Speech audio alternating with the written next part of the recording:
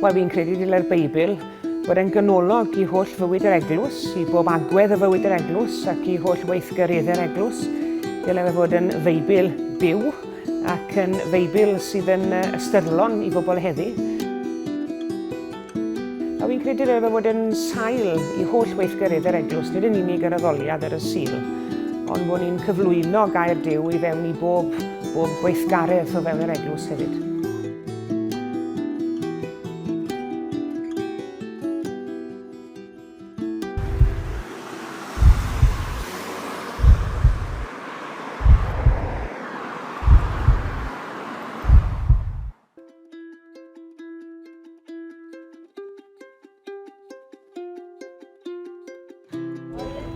Mae yna her sylweddol iawn yn wynebu'r eglwysi, fi'n meddwl. Ond mae angen gofal oherwydd mae yna rhyw dueddiad gennym ni i sôn am yr rheidrwydd i wneud y Beibl yn berthnasol. Wel, mae'r Beibl yn berthnasol y talnod llawn.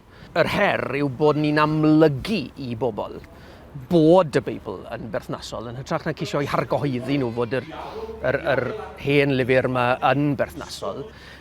Cael nhw i weld mor berthnasol yw'r Beibl, yw'r her, ac yn hynny o beth, fi'n credu fod eglwysi beth bynnag boi maint a'i lleoliad yn gorfod estyn i bobl y cyfle i ddarllen y Beibl da'i gilydd ac i drafod y Beibl da'i gilydd. A dyna'r unig ffordd dwi'n meddwl mae pobl yn mynd i weld a sylweddoli mor berthnasol yw'r Beibl. Mae'r Beibl le hynod o bwysig yn yr eglwys heddiw ac yn y gymuned tu hwnt i'r eglwys. Ac o fewn y Beibl, o fewn y llyfr yma, da ni'n dysgu am Dduw, sut un ydi o, sut mi ydi ymwneud â phobl ar hyd y blynyddoedd, a sut mae'r stori fawr yna yn dal i cael ei hadrodd heddiw. Dwi'n teimlo bod yna frwydfrydedd newydd i fynd at y Beibl y dyddiau yma. Nid yn unig dyn ni'n cael darlun o sut ddylai eglwys fod, ond dyn ni hefyd yn cael adnoddau o fewn y Beibl i'n helpu ni i ddod allan o'r sefyllfa anodd iawn dyn ni ynddi ar hyn o bryd fel eglwysi.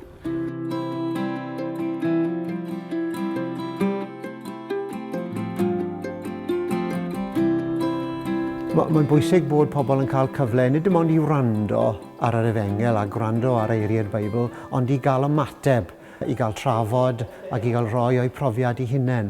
Ac ni'n gweld bod dosbarth yn effeithiol iawn i bobl gael dysgu a deall mwy am y testun ei hunain, ond hefyd maen nhw'n gallu cyfnewid profiadau.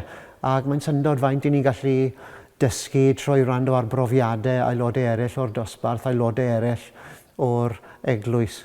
Ni'n credu bod hi'n bwysig cyflwyno yr Efengel a'r Hen Testament mewn gwisg gyfoes a gwneud yr hyn sydd yn y Beibl yn berthnasol i ni heddi. Fi'n credu bod y ffyrdd o gyflwyno'r gair wedi newid a dwi cant y cant tu ôl i hynny.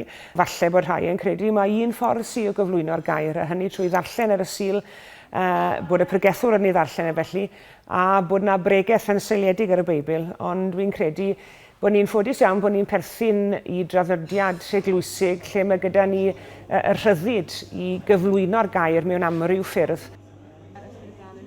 Mae Beibl.net yn wrth gwrs sydd yn adnodd gwych. Mae yna wefannau gyda ni fel eglwysi, ond fi'n credu bod y rhwydweithiau cymdeithasol yn mynd ar peth gam ymhellach to. Mae gwefannau cymdeithasol yn rhywbeth fi'n credu, maen nhw'n wych iawn. Mae yna dudalennau Facebook, mae yna gyfri Twitter gan bob un o'n eglwysi.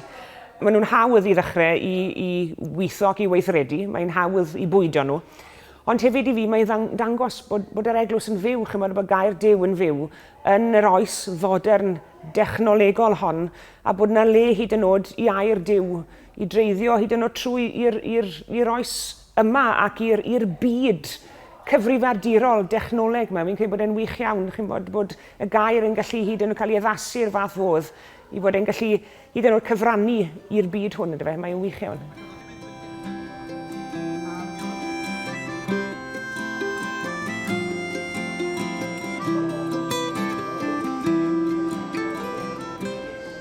Fel Cymru, wrth gwrs, mae gennym ni hen traddodiad o Ysgol Sul i bob oed. Ac yn arbennig yn unigryw felly i Gymru oedd yr Ysgol Sul oedolion. Hwnnw oedd yn lle ni i drafod, i feithrin pobl yn y ffydd. da ni wedi gweld yr ysgol Sul yn dirywio yn ymarferol, ac felly mae yna her wirioneddol sut da ni bellach yn rhoi cyfle i bobl yn eglwysi ni i drafod yn ystyrlon, i ateb y cwestiynau. Dydy bobl bellach ddim yn mynd i wrando ar bregaeth a derbyn yn naturiol bopeth maen nhw'n glywed. Mae angen rhoi'r fforwm, felly mae unau angen atgyfodi ysgol Sul yr oedolion neu creu cyfleoedd newydd. Mae'r eglwysi dwi'n gofalu amdanyn nhw, maen nhw wedi buddsoddi mewn offer technegol da iawn. A mae cael y dechnoleg mewn y capeli gyda fi wedi agor drysau ac wedi arwain at bosibiliadau diben draw o gyflwyno'r gair mewn cymaint o ffyrdd wahanol.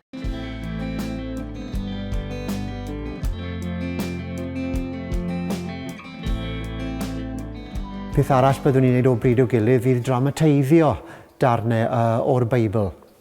Ni'n gwneud hynny ar gyfer hanes y Nadolig, wrth gwrs, gyda'r plant a'r bobl ifanc, ond ni wedi dramateiddio hanes y Pasg, cymryd darnau o'r Testament Newydd lle mae Iesu yn rhyngweithio â phobl. Ac mae'r gynulleidfa yn dweud bod pethau fel yna yn help mawr i ddod â'r neges yn fyw, fel bod nhw'n gallu gweld a bod y geiriau ar y dudalen yn dod yn weithredoedd ac yn dod yn ystyrlon iddyn nhw. Ambell waith dwi'n darllen, mae'r gynulleidfa'n ymateb.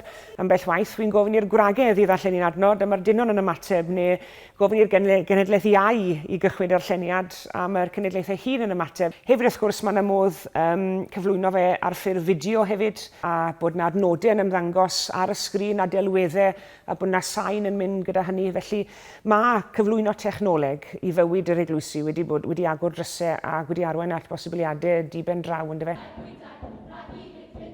Gyda'r genedlaeth iau, un peth ni wedi bod yn gwneud yn ddiweddar yw rapio. A mae'n rhywbeth sydd wedi tanio dychymyg y bobl ifanc. Mae'n wrth i bodd yn rapio. Mae lot o waith paratoi, wrth gwrs, mae'r hyd yn oed y gymdeithas pan maen nhw'n ymarfer yn bwysig iawn. A mae pob ymarfer yn cychwyn gyda gair y weddi ac felly mae hyd yn oed, mae yna fendith yn y paratoi yn dyfe. Ac wy'n ffindo hyn, pan wy'n paratoi ar gyfer y Sul, mae yna foddhad yn y paratoi, nid jyst y cyflwyno.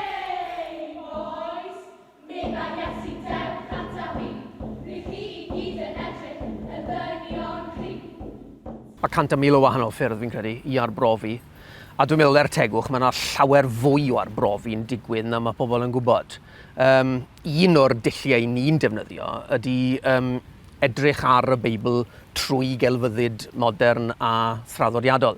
Enghraifft, stori Abraham ac Isaac, yr stori honno'n cael ei bortreadu gan arlunwyr, a sut mae'r portreadu hynny yn taflu rhyw oleuni ar y gair, a'r gair yn taflu goleuni ar yr celfyddyd.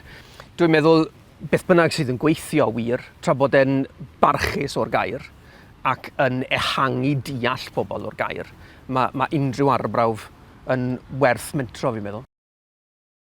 Mae'r neges yr un fath, mae'r ffordd i ni'n cyflwyno'r neges wedi newid, wedi gorfod newid oherwydd mae'n byd ni wedi newid cymaint. I ni'n cael ein cyfyngu, wrth gwrs, gan ein hadeiladau ni sydd yn siom. Mae hynny'n sicr yn ein dylan ni nôl. Ys gen i ddim amheuaeth bod ein hadeiladau ni'n dylan cenhadaeth ni nôl.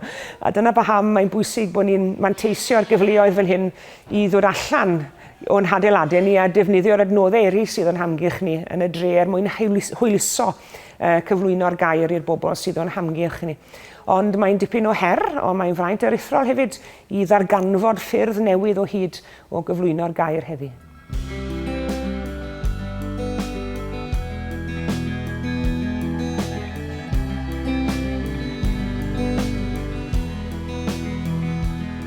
Un peth sydd wedi gweithio yn ymhrofiad i ac yn hanes Eglwys Seion, Baker Street Aberystwyth, yw'r cwrs alffa. I ni wedi cynnal y cwrs ar hyd y blynyddoedd gyda rhyw 3 neu 4 neu 5 yn dod. Ond rhyw 5 mlynedd yn ôl, wnaethon ni splash fawr a dath 39. Fe ddath bobl ynghyd sy'n eistedd yn eu seddau, sy'n ffyddlon, yn gwrando'n astyd ar y gair o Sul i Sul, ac am y tro cyntaf yn hanes llawer ohonyn nhw, cawson nhw gyfle i fod yn agored ynglyn â'i ffydd. Dyw'r cwrs alffa ddim yn gwrs perffaith o beth ffordd, ond yn bendant mae'n offeryn ac yn arf yn llaw Duw i gyrraedd pobl yn ein hoes ac yn ein cyfnod ni.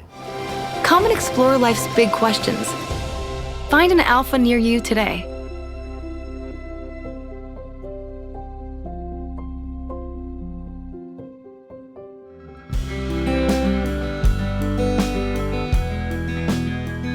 Mae blwyddyn y Beibl byw wedi bod yn flwyddyn arbennig iawn.